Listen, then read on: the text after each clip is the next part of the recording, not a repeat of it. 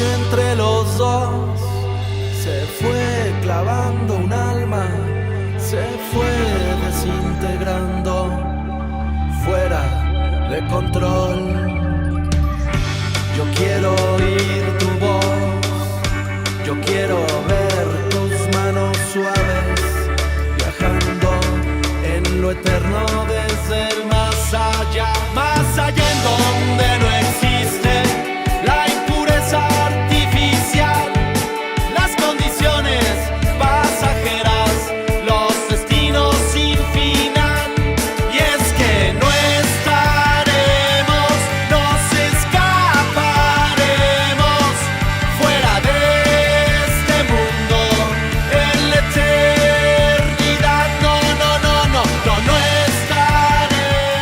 Muy contentos, emocionados también a la vez, nerviosos, ¿no? Con el ansia de seguir allá arriba, pero súper padre. Sí, la verdad es que el año pasado lo intentamos también estar por aquí, pero bueno, no nos quedamos y bueno, realmente este ya es nuestro año, ¿no? Y estamos aquí terminando de tocar, sudando todavía, pero bien contentos, satisfechos. Ahorita por el momento lo que vamos a hacer es terminar de promocionar este disco, que es el primer disco de la banda, se llama Alu en la eternidad, la banda se llama Alu.